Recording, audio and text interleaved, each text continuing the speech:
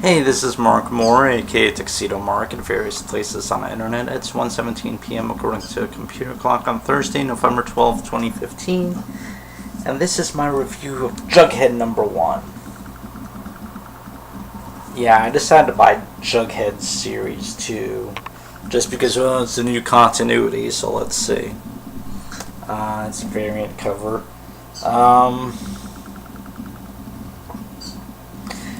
And there's a variant cover. He's got like a bit of beard stubble, but he doesn't in the actual story. Anyway, Jughead's playing some online game. Oh, I guess I should read the back blurb first. Free burgers forever. Riverdale High provides quality education and quality hot lunches, but when one of those is tampered with, Jughead Jones swears vengeance. Well, I mean, he doesn't swear. This is still Archie Comics after all. Okay. So Jughead's playing an online game all night and into the morning. Or maybe not an online game, I'm not sure, but a video game anyway. Archie Comics proudly presents Jughead, lovingly brought to you by Chip and Erica. Okay, so Archie shows up in the morning to pick him up for school. We got Hot Dog attacking Archie. Yeah. Anyway,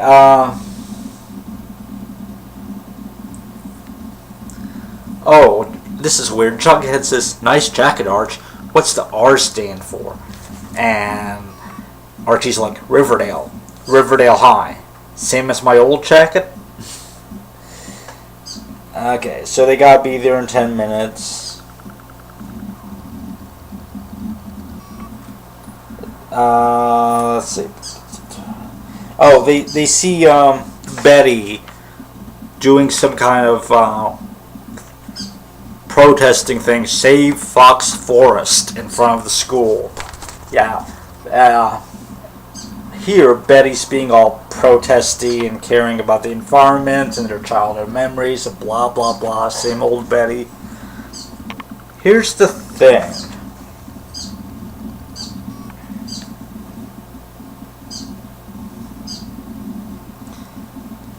Well, first of all, I don't like the way that Betty's drawn here. She looks all like a little kid.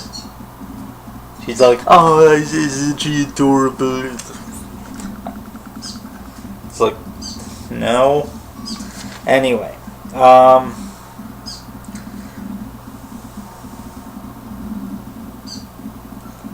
let's see. Apparently Mr. Lodge is the one who owns Fox Forest, and Betty says, apparently it's part of the land he bought when he moved here, and there's a thing that says, a little footnote that says Archie Volume 2, Number 2. Okay, so this is in the same continuity, the same new continuity as the rebooted Archie series. The thing is, I can't see the Betty of that series caring at all about saving a lake or whatever, or forest, whatever it is. Yeah, forest. It's like, this is like a completely different Betty, but this is still supposed to take place after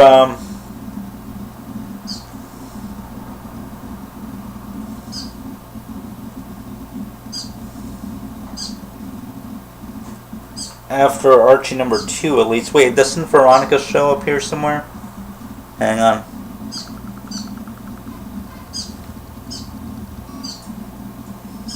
Oh yeah, Betty asks, like, doesn't he have enough money? And Veronica says, no. So Veronica's attending Riverdale High already. But in Archie number 3, it was her first day.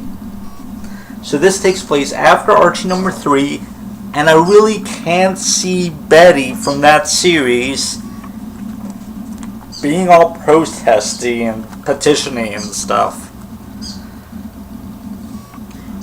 And where is the plan between Jughead and Betty to break Archie and Veronica up? there's nothing at all about that in here.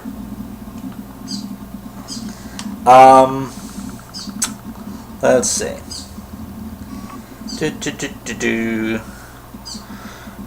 Miss Grundy says they have an important announcement, and holy crap, Miss Grundy looks a lot older than she did in Archie number 3. Anyway, a very, very elderly Mr. Weatherby, like way older than you saw in Archie number 3. Here. Hang on. Here are Miss Grundy and Mr. Weatherby in Archie number 3. Taking place soon afterwards. What the heck? And Mr. Weatherby's like, yes, thank you, Miss Grundy. I just want to notify each class of some changes in personnel here at Riverdale High. You see, sometimes things are out of one's hands, and then the new principal, his replacement, says, I'm sorry, but I don't have all day. The school board has decided that Riverdale High needs to be updated for a more modern curriculum. Part of that involves some staffing changes. Starting today, Mr. Weatherby will no longer be your principal. And Miss Grundy is shocked. She's like, oh, Waldo. And he's like, it's true. I'll be taking early retirement, and Mr. Stanger here will be my replacement.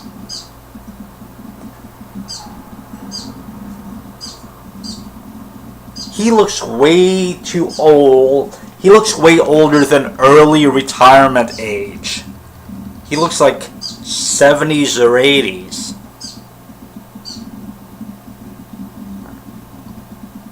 He does not look like he's 62, which I think is the minimum early retirement age. Anyway, if Mr. Weatherby is the principal in Archie number 4, when that comes out, then all continuity it's gone. Anything that they hope to gain by starting fresh, it's gone. But we'll get to that eventually. Apparently a new principal has ordered only some healthy slop, nutritional crap. So Jughead wants to fight for food. We have to protest. There's food injustice. Yay. He collapses. And then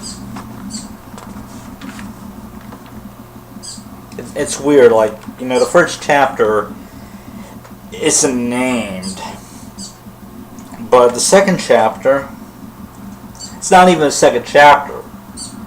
It's like just marked as a separate story. But it's just obviously continuing on. And it's called Game of Jones. Basically, it's a very lengthy Game of Thrones-like fantasy sequence that's Jughead's dream after he passes out. It's cutesy, I guess, but it has no relevance to anything because it doesn't count for anything, except it gives Jughead his idea, free burgers forever, which is where the quote on the back comes from. So he wakes up. No one seems to care about the change in the cafeteria menu because he passes out. Well, he almost passes out, but he's like, Veronica's like, doesn't matter to me, all of my lunches are catered by, and she names some fancy restaurant. Reggie's like, yeah, I'm not Veronica rich or anything, but I just buy my lunches at the mall. Archie's like, Mom and Dad usually pack my lunch. Betty's like, I usually just make food at home and bring it in. So no one cares about Jughead's cause. But then Jughead's like, you can make food? So Betty brings him to home ec class. He learns how to make a hamburger or a cheeseburger or whatever. And then he decides he's not going to take any more classes because, as he says, I have learned all I need to learn. Yeah, okay, so,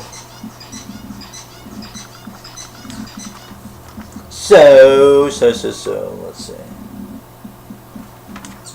Wow, Betty looks freaky here. I don't like this artwork, really. Who did this artwork?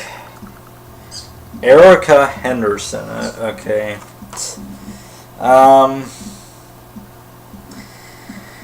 So, Betty's trying to set up Fox Force fundraising fudge, $5 for a piece of fudge, to save Fox Force. So she must have sold 4 of them because they've made only $20. But the principal, they set up in the cafeteria. Jughead's got I have the power of infinite burgers. $5 per burger. The principal comes in to shut this down, but Jughead's like, oh, he gives his name as Reggie Mantle. Jughead gives his name as Reggie Mantle. It's kind of funny. Anyway, he says, the principal's like, this will not stand. And Jughead's like, really? Seems to me it stands just fine. At least it does according to the deal that the school made with the student union. The deal wherein an area of the cafeteria will be dedicated to charitable fundraising through the sale of crafts, drinks, and food. And the principal just fumes. This principal is so over-the-top evil, it's ridiculous. He's so strict, and he's still staring at the thing. Oh, and, so, it's on between the principal and Jughead. Anyway, Betty hugs Jughead. It says, Jughead's a hero.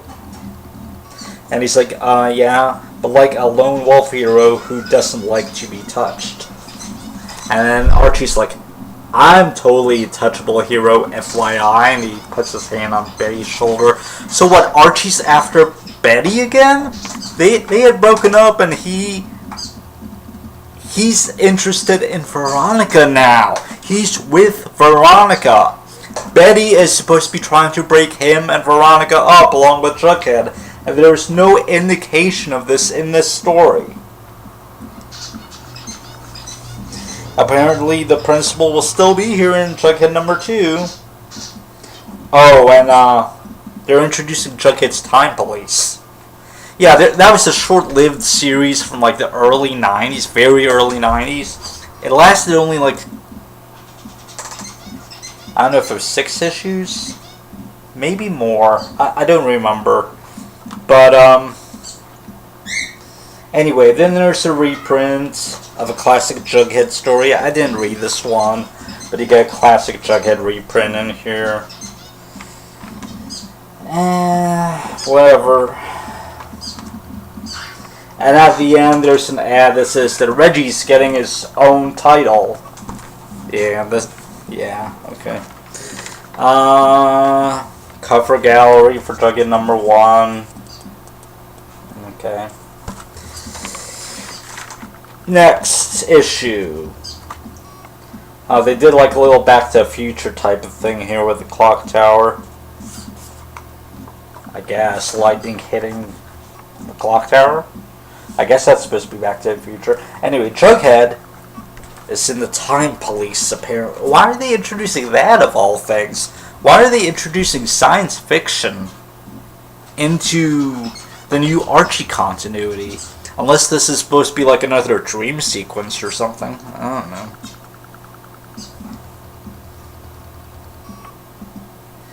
And then for Archie number 3, it's a variant cover, but it's the Jughead themed one, appropriately, that they printed on in the inside back cover of Jughead number 1. So overall, this issue confuses me. It's not totally bad, but if you're starting up a new universe, first of all, don't waste an entire chapter on a fantasy dream sequence. Second, try to make sure that the series that you're writing fits the continuity of the series that's already going. What is it with this? I mean, Betty seems to be crushing on Jughead. You see, she's got a little heart thing here. And Archie's crushing on Betty. And it's like Archie and Veronica have like no interaction in this story. In fact, Veronica really doesn't interact with anyone.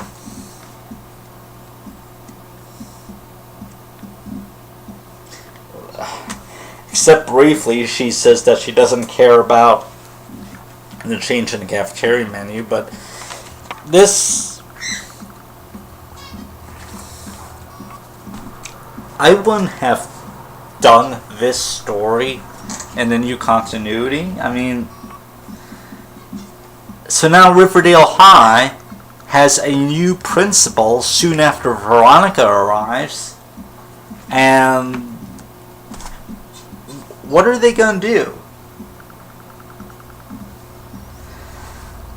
Anyway, so that's my review of Jughead number 1. I just don't know what to make of it. Anyway, it's 1:34 p.m. and that's it. Thanks for watching.